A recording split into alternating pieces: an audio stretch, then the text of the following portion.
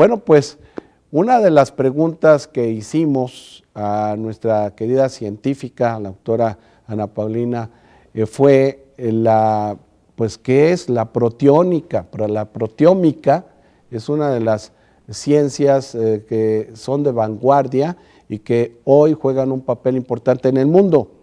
Y esto es lo que nos dijo la doctora.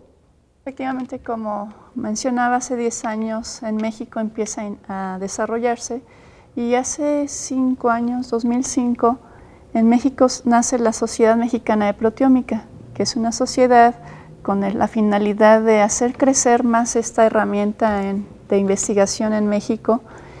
Y la proteómica nace porque después de la genómica, ustedes saben sí, que se secuencian todos los genes de humanos, de varios microorganismos o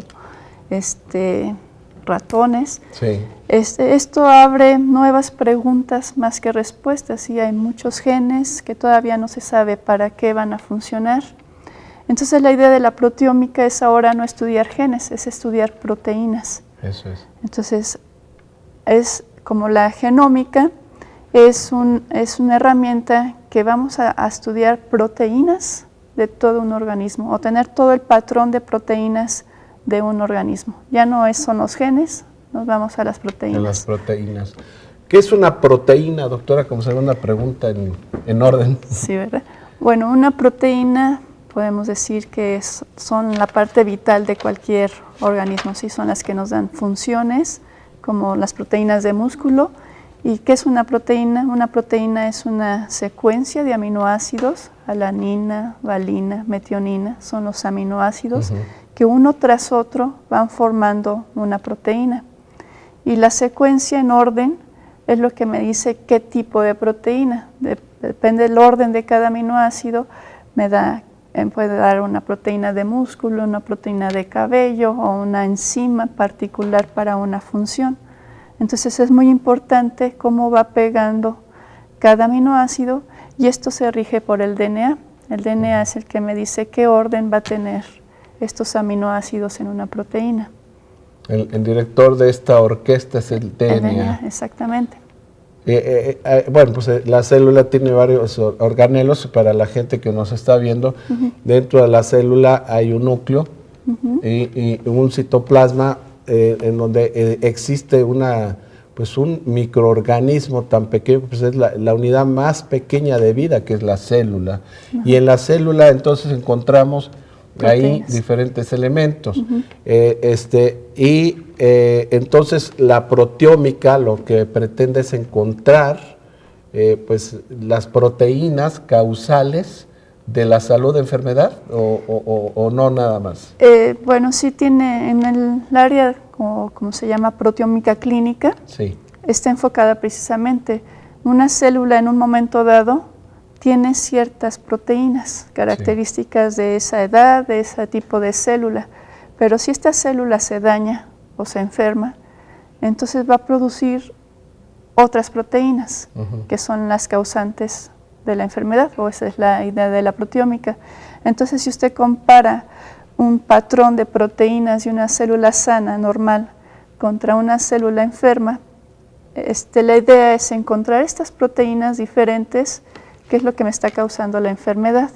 Entonces, en proteómica clínica, esa es la idea de encontrar estas proteínas para poder definir si esta es la proteína específica, entonces diseñar un fármaco específico o una molécula específica para esa proteína y entonces dar tratamientos más sencillos y no tan drásticos. Eso es en el área de proteómica clínica. Pero también la proteómica en vegetales, en plantas, está abriendo mucho campo porque en plantas, en campo, el problema ahorita mundialmente es la sequía. ¿Sí? Campo, poca agua o suelos salinos, muchas sales. Entonces las plantas tradicionales, trigo, maíz, las que consumimos, a veces se mueren muy fácilmente cuando les falta agua. ¿Sí? Entonces es un problema mundial de la sequía. Y entonces aquí es donde entra el amaranto, porque el amaranto es una planta que crece en suelos áridos con muy poca agua. Usted puede regar muy poco al amaranto y la planta crece.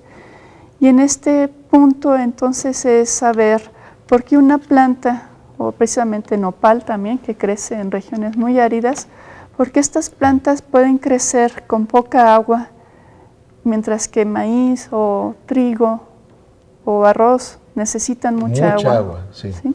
Entonces aquí es donde entra la proteómica. Si yo analizo raíces o hojas de plantas resistentes como amaranto a sequía y los comparo contra plantas que no son resistentes, estas proteínas, a lo mejor puedo encontrar proteínas que vienen de los genes, que se están expresando o que están presentes en la célula, que pueden ser responsables a la tolerancia a la sequía.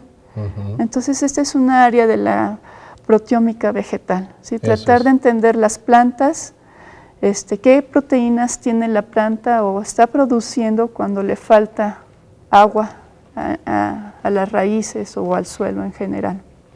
Bien, pues muchas gracias, y de esta manera sabemos, ya nos acercamos un poquito más a esto de las proteínas que nos pueden ayudar o las que nos pueden enfermar, por eso se están haciendo estas investigaciones.